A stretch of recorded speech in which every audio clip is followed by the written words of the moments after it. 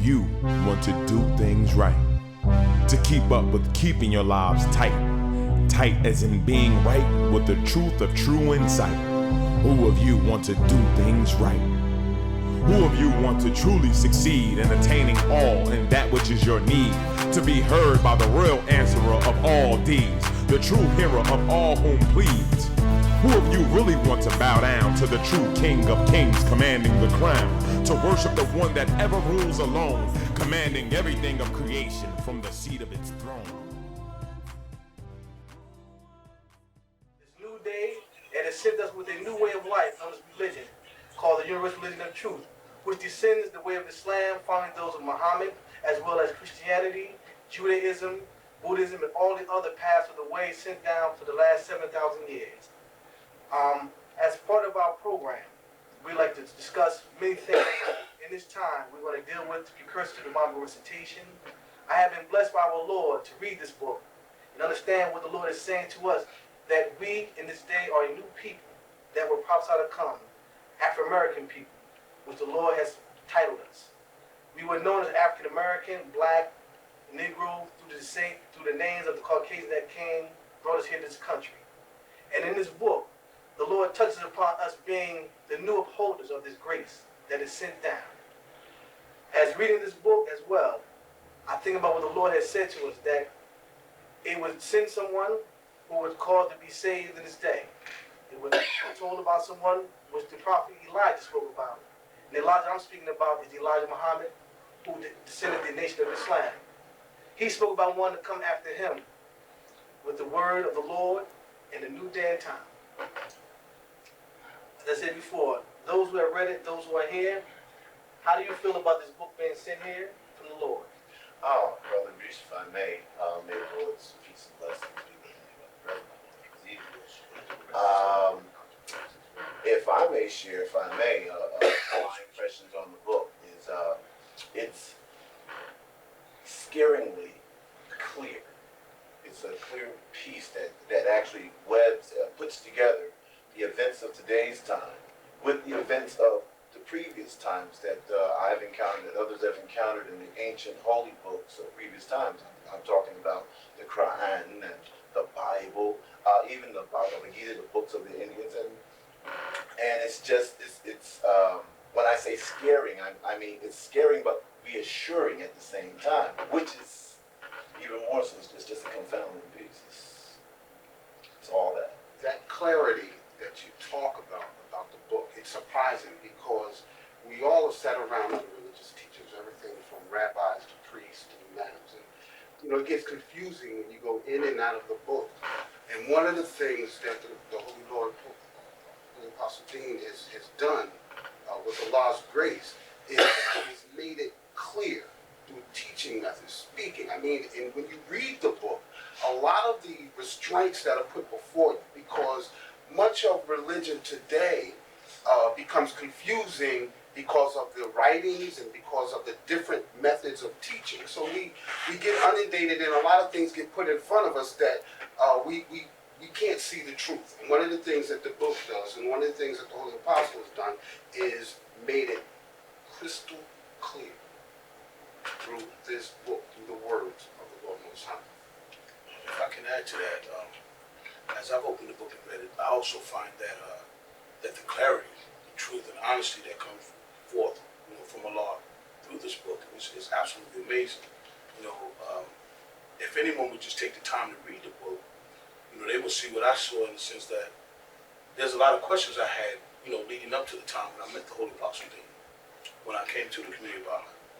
And what I find is that the things that he spoke about are absolutely in this book, and it made it much simpler, in a sense of understanding the reality of Allah and understanding that, this day and time and what we're being called to. If I can interrupt, Idris, people will look at the book, and I don't want you to be scared of the size of the book or the amount of words in it. It becomes easier once you open it and you start looking at this book and you start reading it. One of the things that Lord Holy Apostle Dean has taught us is this: have complete faith in your Lord, and your Lord makes things easier. So I know many of us, for me, when I first saw the book, it's 1,000 pages, and I'm saying, man, it's going to take me a long time to get through that. But the unseen faith that we have to exercise is one of those things that once you open up the first page and you hit that topic, it draws you in. And the truth and clarity keeps you locked in. Definitely does that. And one of the great things that Allah has done for us in that, and like you said before, in this clarifying this book, is making it clear that Newark, for example, one of the topics in this book, is the new chosen city. Now, those who are not familiar with the city of Newark, but they know New York is the big steel that overshadows us, but there's one that the Lord speaks about and mentions by the name of Nostradamus. I don't know if you're familiar with this man, but he was a mystic, a prophet, and a seer that the Lord gave clairvoyant visions to concerning this new city. Now, we know those who lived and born and raised in Newark know that they've been calling Newark the Renaissance City for some years now. These young people that I know in this hip-hop language, they speak about Newark being the new Jerusalem, the new city of peace. Mentioned back in the other prophecies of books in Isaiah and Jeremiah and Daniel. But this time, the Lord is making it known that His new divine center of grace is here in this city. And that was one of the main things that caught my eye upon me and this man, Lord Holy Apostle Dean, in sharing this message with me. That we are a new people and that Newark is a chosen city. And if you look around, they're rebuilding Newark now, if you notice. I don't know if you noticed that or not, but they're rebuilding Newark. And it's for, and not so much, right, exactly. Not so much just for what it's doing, but the faces they're trying to change. They're doing what they call gentrification. Displacing people out of neighborhoods for those who are wealthy to come back into the city. Now, all this is done for a reason. Many people may not be aware of that out there in TV land, but out of a sign from the Lord, it's given to us that they taking the city by force, by monies that is allotted by them from the government to share that they know that this is the place that the man would come in. So in a way, they're doing the Lord's work without even having knowledge of it. Exactly. They're building this Renaissance city thinking that they have one purpose, and the Lord's purpose is being worked out without them even understanding the mechanizations of what's going on. I always laugh when I think about what the Lord says in the Quran. Allah plan and man plan. Allah is definitely the best of planning. Allah's plan will be fulfilled in this city. Yes, Brother Idris, you talked about Newark being the chosen city. This region is Newark, New Jersey. We're talking about also the region, talking about Newark, I think Orange, East Orange, just a general region of the city.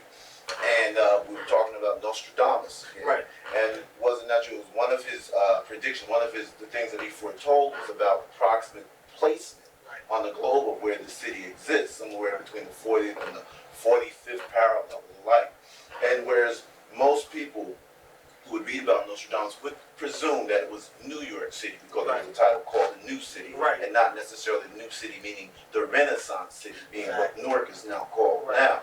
But if you look around the proximity where he foretold between the 40th and the 45th parallel, this city with so-called tall buildings, as it was described by the quatrains of Nostradamus, you will find if you go around the globe, you will find Chicago, Illinois, you will find New York City, but guess what? You will find Newark, New Jersey as well.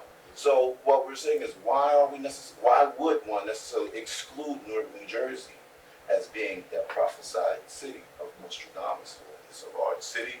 It's called the New City. It's a city with big buildings. And most and foremost, it is the city that has the messenger prophet of the Lord of all worlds present.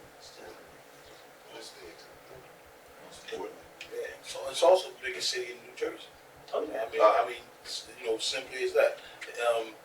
Something else that takes me back to this book is he mentions different people from our time. Malcolm X. He also Precursor, Elijah Muhammad. He mentioned different. Allah mentions different people through this book throughout our time, the time that we've been here on earth. And with that, it explains a lot of questions I had in regards to these people, and what Allah's purpose was with them. Because I can remember, as you might remember, being at work and having debates with different people. Well, not debates, so to speak, but conversations where, certain things were said about Malcolm X and Elijah Muhammad, and it brought about anger from people. Sure. And, this book clarified all that for me. It brought a new understanding of their place negative connotation to it, but I lacked understanding. It wasn't until I found the Lord Holy Apostle, or Allah led me to him, that broadened.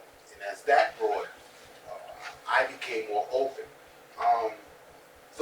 The book, in its relationship to this time and why we're sitting here, predicates everything that I've come to know now. I've been here, part of the community, about 5 years, and I haven't been as maybe as entrenched as someone like my brother here. But the blessings and the understanding, even when I'm not here, I can feel it upholding. And that's what I want people to get from this.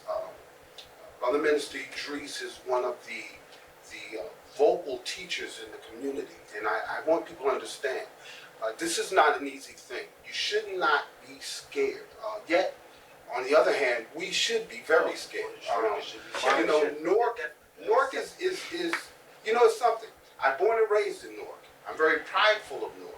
But as I've grown as a man, I've come to find out that, you know, there is this negative, dark side of it. But if the Lord has found that this is the place to establish its new covenant, then we should be prideful. And instead of running and reclining, we should be running towards and grasping. As my brother here, Fat Kid, mentioned, the frightening truth that the Lord has sent here. But a reassuring truth at the same time. Definitely. Yes. The reason why I say it's frightful because when I first met Lord Holy Apostle Dean, it was about 12 years ago now, and he came to me, man with humility, humbleness, but at the same time strong and firm in what the Lord has sent to him. When he told me what he was at that time, him being one enlightened, at the time I understood the term meant. I hear him coming through Islam, you know, you hear these terms, but meeting a man with such a quality, but at the same time, when you see this man, look into his eyes, you see nothing but the Lord. You feel the presence of the Lord with him when you speak to him, and you're in his presence. And in doing that, that was the thing that shook me up because, for example, I had a conversation when I first met him. I always look back as my stepping stone because I can always refer back to this. When I met this man many years ago, like I said, we were in his basement of his house. He conversed with me about many topics: religion, how to live your way of life, how to be one in some true submission to the Lord. And at that time, Allah had given me much of its wisdom, which is divine God that the Lord sends down. And then he shared with me that the Lord said that was enough, what I'm giving you now. And me being impetuous, foolhardy, you know, not thinking, figure I could handle, in my small mind, I can handle more what the Lord sent down. And he laughed at first, as if like a nod came across his face, like, okay, I'm going to give him one more thing. And it was not a nod from himself, but it was like, okay, we're going to give him this from Allah. And he hit me with one more thing of truth. And now, the funny part about this thing, we were in the basement. And you know, most basements are cool, and they have that cool climate. When Allah dropped that thing on me of his truth, I swore somebody had put a bundle of sticks under my chin, lit like a man, like I was on a cooker. Because of Allah's truth that came down. And that was one of the confirming signs for me that this man was from the Lord. There's many signs, but that was the first sign that the Lord gave me of who Lord Holy Apostle Dean is, what he's meant to be, what he is now, the messenger prophet for this day. I think all of us have some individual thing that sort of draws you in. I can certainly relate to her having encountered some personal signs in my personal encounters with the Holy Apostle Dean. What would strike me as well, something that strikes me as well, is some of the teachings that come up, particularly out the Precursor, from the messenger as well, from the messenger's voice, I should say. And one particular story that strikes me, and we're talking about your mind being spent, is a story concerning a story that's accounted in the book of Genesis in the Bible. We're talking about Prophet Abraham and his wives Sarah and Hagar, and the dynamic that occurred in that household, which may have been the precursor or the engender of what has caused the conflict that is going on in the Middle East, something that dates all the way back to recorded in Genesis. And it made, when you weighed it, it made perfect. It weighed out perfectly. Okay, there was a conflict, And even more so concerning that story, things that maybe we like to share for an audience, say for an audience to read for themselves. Like I said, I mean, among a number of things. like I said before, upon meeting this man, he had an effect on my life as a young man. The effect that he's bringing, like you were saying, concerning that split in the families, takes all the way back to Adam, like you were saying, to Abraham, to his wives, his descendants. And then touching upon that, as we said before, in this day and time, we black people in this country, in America, the Lord has called us out by name. And I found that very striking and reassuring that the Lord would do that in the large world, vast world, the universe that the Lord has created and maintains. It thought about our people, black people, and established for us as a new people in this new city, in this new day and time. And in doing that, it even given us a new title. We argued back and forth for years. I don't want to be called black. We don't want to be Negro. We was once niggers. Then we all got together, thought about it, since we're going to make the affinity to Africa, we're African and American. But we know through history that our true history begins on the shores of coming here as slaves, because we can't go back home as many other people of color go back to and say, I'm from this country. I'm from that country. You know, you got the West Indians, I'm from Trinidad, Jamaica, and so forth and so on. But we, being of African descent, we can't actually go back to Africa and say, well, I'm from Ghana, I'm from Nigeria, I'm from South Africa, because our history, knowledge of ourselves has been taken away from us due through slavery. But interestingly enough, about the Afro-American people, not called the Afro-American people, Right. Whereas we cannot specifically go back and Right. find a particular legacy attached to a particular country. Right. If you look at the reality of our experience here in America, we come from all people. We come from not only the West Indies, we come from Africa, we come from West Right. Africa, East Africa. That's we the come universality from of it all. Europe. Yeah. Oh, We yeah. come from in the Far East. I So mean, we have a touch of everybody. it's It's the like, universality of the whole thing, yeah. it's like, everything for Not just that, but also we've been here sent through the Native Americans. Yes. You understand? Yes, yes. You know, many people, you always hear, I got a little bit of Indian in my family, but we can look back now and see that this is true. They helped us escape slavery, took us in as family, because they were the first people that were on this country that the Caucasians came to try to overpower. But there were particular tribes that were here down in Florida, the Seminole, that only one were never enslaved. And in doing that, they were the only true free people that were not conquered. And it was brought to us in this book, like I said, this Precursor mentions about Lord Holy Apostle descended not just the African, but the Indian descent as well. And he tried to bring through both worlds as one of both bloods. And in doing that, he's a man of freedom in the true sense of the word. Not what people think out there, but in the true sense of the word. Is truly being free to live in light of what the Lord has given him. And in that touched upon us to make me really appreciate my multiplicity, if I should say the word, in my genes, so to speak. You know. The universality of everything, connected within everything, connected to the Lord Most High. That's profound in the teachings. That's profound in this book. That is one of the things that drew me. This wasn't Islam. This wasn't Christianity. This wasn't Judaism. This wasn't Hindu, Buddhism. The same time, it was Islam, and it was Christianity, and it was There's Judaism, a connecting line through everything. And through all that, what Allah has done for us is bring the truth of all those things that y'all speak about, all the religions that have been tainted, corrupted, falsified by the men of power that want the power for themselves. throughout all time. Exactly. And so now called religion of truth. Yes. You know what I'm saying? And it's Community of A.H.A.D. This is the center. This is where it all starts, right here. I challenge anyone who's seeking the truth like I was a few years ago, before I met the Holy Apostle. You know, I was lost. I had done different religions, looking for the truth, looking for my Lord. And, you know, my Lord took me away from all of that. And I hadn't seen this brother in years. Yeah. And I ran into him one day. And we got to talking. And he didn't know I was Muslim, Right. you know, at the time. And I didn't know he was, because last time I saw him, he was Christian. Right. You know, and Allah caused us to come together. And at that point, I had no idea why. You know, but I was always praying for the Lord to lead me to the truth, to lead me to it, where take me to a teacher, someone who can teach me of you, of your reality, of your truth. And I found it here in the Community of A.H.A.D. And I thank the Lord much for that. You know, and I challenge anyone who really wants to know the truth about the Lord Most High to read this book. I'm sorry, right? I would almost implore people. The challenge been put to me. Listen, put everything else down. Close your eyes and have faith. If you have faith in your Lord, then it'll take care of the rest. But I would implore people: do not be afraid of the universality of truth, because if your religious leaders are truly about truth, then the universality of the Lord makes perfect, sound sense to them.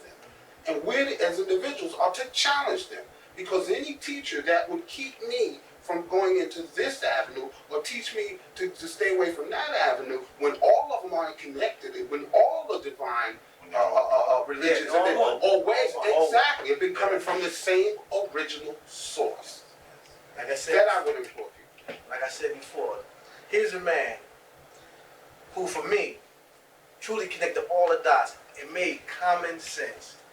People think they have common sense or understand what it means, but it's the first one that brought true meaning to understand how all have come back from the one returns to the one.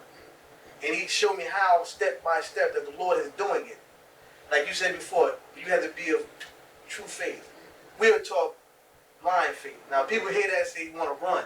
How you going to have blind faith in something? Easy.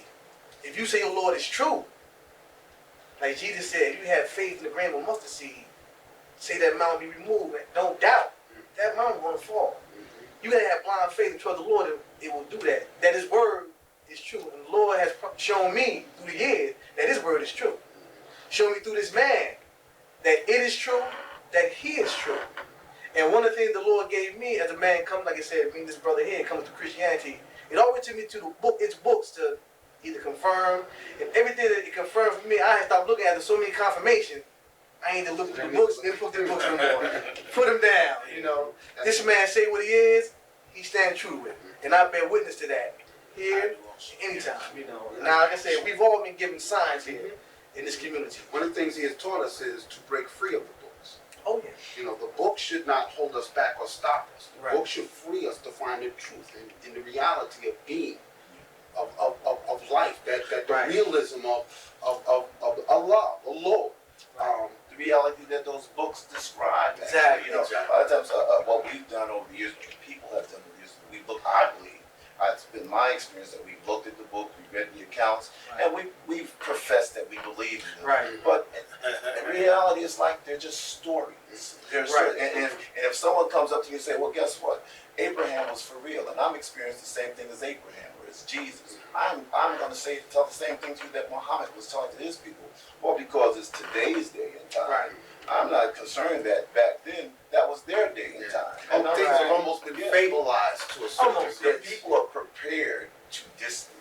So just trying to be prepared and say if you're encountering something new and you're supposed to look out for something, okay, you can be allowed to be prepared to disbelieve, but guess what? Be balanced. Be prepared just in case.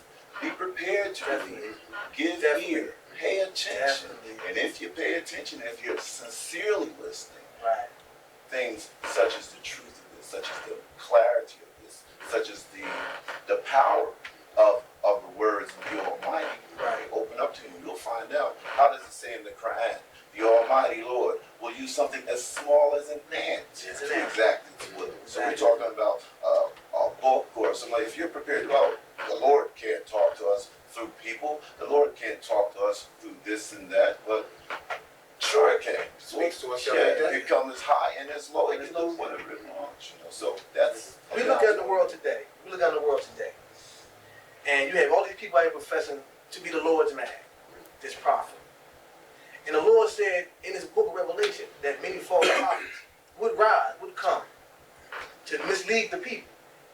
And we've had some come, not just through the different religions, but within our own house as African American people, saying that they're the man. Some saying they're divine reminders. Send us Send us this and that. And then I think what the Lord said in the Quran concerning Moses and the people in Pharaoh's court. If this man is not true, what do you have to fear? But if he is true, then woe be. He is woe. You know, you got a bigger problem. Now, one of the things that the Lord brought to us, saying that Lord Apostle, with the challenge that Allah puts forth, not the man, but Allah puts forth through the man. If I am not of the law of the Lord, then I should be torn down. But if I am, then you better watch out. And the Lord has sent this book here as one of its signs, this precursor to the Islamic recitation, forewarning of the downfall of this country and the world as a whole.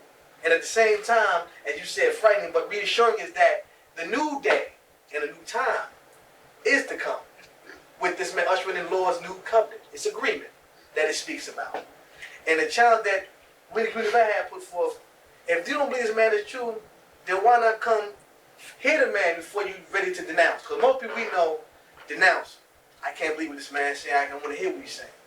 Because you heard what I can't believe what this man is saying, and I don't want to hear what this don't man want is to hear. saying. But at the same That's what time, they do. That's what they do. but at the same time, Allah is giving clear signs all around us Oh yeah. of this day. So I mean, if the people, people are afraid of the truth, because the reality is, Allah Truth is is scary at times. when you look at the truth around you, The problem is because of the state of this Yeah. world. Something you can't run from. That's right. You cannot run, you cannot hide. You know, Can't. This reminds me of the movie The Matrix. And we're all locked into this matrix. And what Allah is trying to do through the Holy Apostles, unplug us. And once we become unplugged, then we start seeing a stark reality. Right. But for us, there's a scene in the movie where he's sitting there cutting a piece of steak with one of the angels. Yeah. And he says, now I know this is the Matrix, but it just tastes so good. And that's where a lot of us are. We understand the evil of the world. But it's hard for me to give up the taste, the smell, the touch. Embrace the evil of the world. Well, it just seems easier. It's hard work to walk towards the It's Lord. all we And it's come not to know. actually hard work. But It's yet- actually easy. it's all we come to know, but yet, deep in us, we know there's a reality. Well, the soul is crying out. Exactly. I want to go that way, but the body is taking it this way. Right, and the flesh, between the spirit and the flesh, that's where the struggle is. A lot of times, this is not easy work, No. and I'm testifying to that. Yeah. This is not, I for those who understand that. don't want to do the work, this is not easy work. This is very hard, but you have to weigh the fact of what's at stake. And there are blessings in this struggle. There's blessings in it, but what's at stake? When the flesh dies, where does the soul go? Right. Where does the spirit? So there's a lot at stake for those who say they believe but don't want to do the work. But you hear people saying, well, I'll wait till that day. Yeah. As if they're going to be able to shuck But and that jive day- up to the Lord The and day say, is now. Yeah. well, Time is now. See, as long as we keep thinking it's down the road, Yeah. we think we're safe. Right. But that day is now. Right. Planes falling out the sky. Oh. Remember a few years ago when the Holy Apostle prophesied about that? all of them. Prophesied on that. Planes falling out the sky everywhere. I laugh. Written in the book. Oh yeah. And now it's coming again. But at the same time, Hurricane Katrina, Katrina. Talked about the Allah is sending a strong message Tsunami to out us. there, Allah is sending a strong message to us now. And we're doing this here. We don't want to know the reality. Ain't no evil. I got you. Yeah. You're right. But where do you go when you leave here? But people will say, well, you know what? There are very many gifted people who can foresee things. All right, my brothers. This is getting so good. I don't want to stop. I don't want to stop. Want to But I do say things thank you right. for tuning in with us. And To I keep have up with moment. keeping your lives tight as in being right with the truth of true insight. Who of you want to do things right? Who of you